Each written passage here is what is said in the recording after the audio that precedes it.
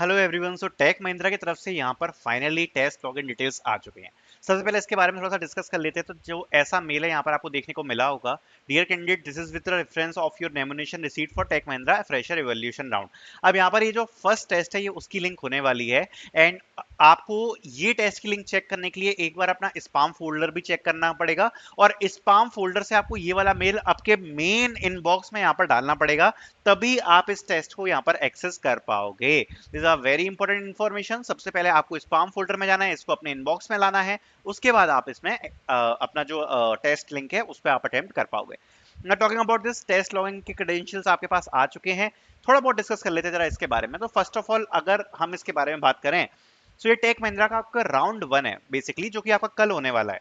And इसका mail आप लोगों को डेफिनेटली रिसीव हो गया है।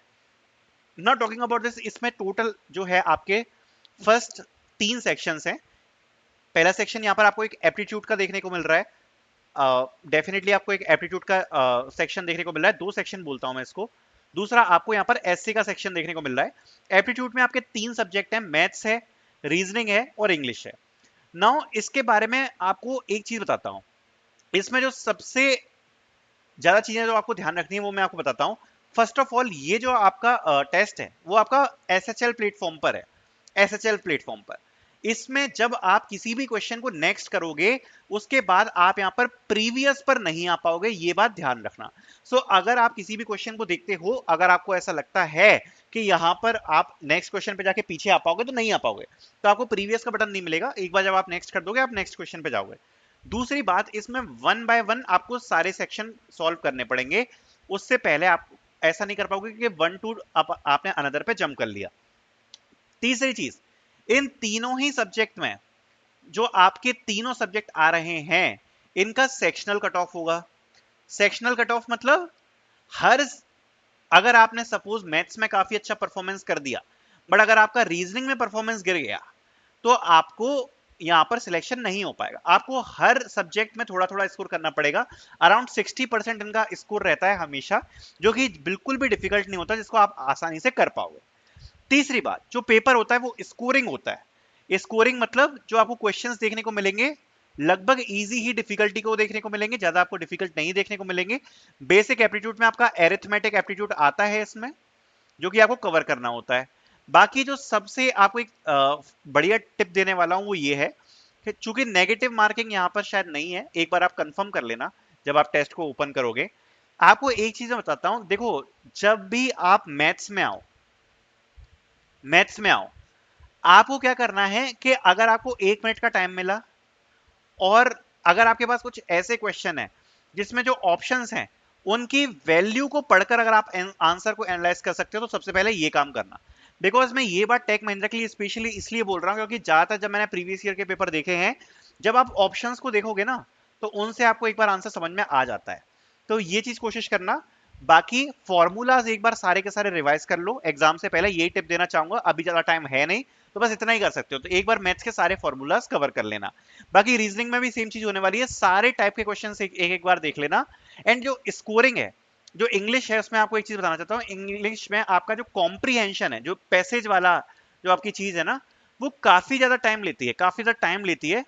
आपको एक चीज बताऊंगा, जब भी आपके पास पैसेज वाला क्वेश्चन आए ना, एक बार उसकी रीडिंग बनाकर, एक बार उसकी पूरी रीडिंग बनाकर एक ऐसे थोड़ा सा जल्दी रीड मार लेना, और रीड मारकर जो इतनी भी चीजें हैं उसको एक बार में समझ लेना, भले ही थोड़ा सा टाइम लग जाए। वरना क्या होगा कि आपके जैसे पैसेज पे मान लो 5 क्वेश्चंस हैं, तो आपको बार बार पैसेज को देखना पड़ेगा, अगर आप डायरेक्टली अच्छे से रीडिंग नहीं मारोगे तो वो आपका टाइम ज्यादा कंज्यूम कर लेता है। पैसेज जितना ज्यादा से ज्यादा हो सके स्कोर करने की कोशिश करना। स्कोरिंग सब्जेक्ट होता है, बस टाइम कंज्यूमिंग ज्यादा करता है। नाउ हम बात कर लेते हैं जरा ऐसे की। सो जो बेसिक आपका ऐसे होने वाला है, आपको ऐसे कैसे राइट करना है, देखो, ऐसे आपको 200 to 250 वर्ड्स का आता है, और जिसको राइट करने के लिए बस आपको 2 3 चीजें बताऊंगा। फर्स्ट ऑफ ऑल, जब भी ऐसे राइट कर रहे हो तो इंट्रोडक्शन देना पहले टॉपिक का। उसके बाद मतलब ये जो इंट्रोडक्शन है, एटलीस्ट कोशिश करना कि आप 40 to 50 वर्ड्स में दे दो। उसके बाद 150 वर्ड्स में यहां पर आप कोशिश करना कि आप ऐसे का जो भी टॉपिक है उसको ब्रीफ कर दो, और लास्ट में एक 50 लाइंस की समरी ऐसे रहेगा आपका। ये चीज जरूर करना, पहले एक इंट्रोडक्शन, बीच में ब्रीफ और बाद में समरी। ये वाला फॉर्मेट फॉलो करना है। जैसे सपोज अगर आपको एक ऐसे आता है कि वर्क फ्रॉम होम और वर्क फ्रॉम ऑफिस, इस पर आपको ऐसे लिखना है। अब आपको क्या करोगे, इस पे सबसे पहले इंट्रोडक्शन दोगे।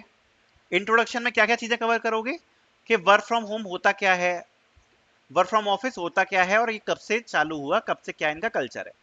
अब ब्रीफ में क्या दोगे, सारे के सारे वर्क फ्रॉम होम के एडवांटेजेस, वर्क फ्रॉम ऑफिस के एडवांटेजेस, ये सब। और जब समरी आएगी तो कंक्लूड कर दोगे जो भी चीज आपने लिखी है कि देखो इसके ऐसे ऐसे होने चाहिए, इसके ऐसे ऐसे होने चाहिए। तो दोनों का जो भी बैलेंस होगा वो चीज आप समरी में मेंशन कर दोगे। किसी भी आपको एक पॉइंट को फेवर नहीं करना है, समरी में आपको जो भी टॉपिक मिलता है उसका एक बैलेंस पॉइंट ऑफ व्यू लिखना है। और इतने में आपका ऐसे काफी ज्यादा बढ़िया हो जाएगा, और बाकी ग्रामेटिकल एरर्स नहीं करने। So that's all about tech Mahindra round 1। I hope ये थोड़ी बहुत टिप्स आपको समझ में आई होंगी। Thank you so much for watching.